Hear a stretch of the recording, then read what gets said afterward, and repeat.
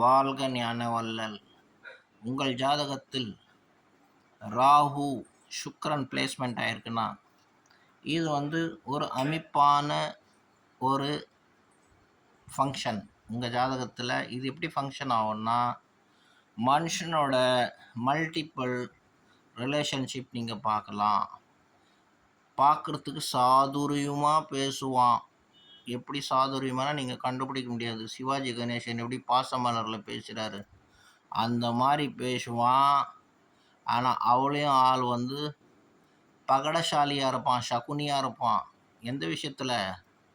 அந்த விஷயத்தில், காம விஷயத்தில் மல்டிப்பிள் அவனுக்கு ரிலேஷன்ஷிப் இருக்கும். அதே 12 வீட்டுக்கு 12 விதமான ரிலேஷன்ஷிப் சொல்லியிருக்காங்க.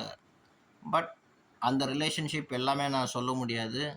ஸோ இந்த மாதிரி ஆளோட அமைப்பு இருக்கும். ஆளை நீங்கள் கண்டே பிடிக்க முடியாது. பயங்கர சாத்துரியமாக இருப்பான். ரொம்ப சீக்ரெட்டுங்களை மெயின்டெனன்ஸ் பண்ணுவான்.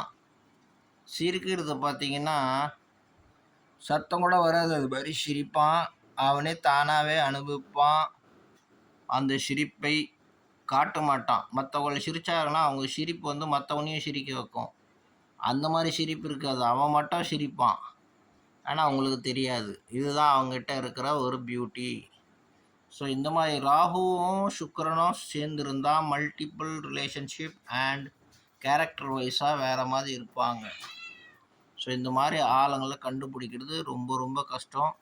இந்த மாதிரி ஆளுங்கள்கிட்ட நீங்கள் எப்படி ஃப்ரெண்ட்ஷிப் வச்சுக்கணும் அந்த மாதிரி வச்சுக்கிட்டு உங்களோட ஃபேமிலி லைஃப்பில் இருக்கிறவங்க எப்படி இருக்கணும், பேச்சுலராக இருக்கிறவங்க எப்படி இருக்கணும், அண்டு குழந்தைங்களை இவங்கக்கிட்ட எப்படி விடணும், இந்த மாதிரி சில நம்மளோட சாஸ்திரங்களில் நம்மளோட கலாச்சாரத்தில் சில இது இருக்குது, வரமுறைகள் உண்டு. அதுக்கேற்ற மாதிரி நம்ம பழக கற்றுக்கணும். இந்த மாதிரியும் ஜோதிடம் நம்மளுக்கு சொல்லிக் கொடுக்குது, யாருக்கிட்ட நம்ம எப்படி இருக்கணும்ன்ட்டு. ஏன்னா சில விஷயத்துக்கு ப்ரூஃப் கிடையாது.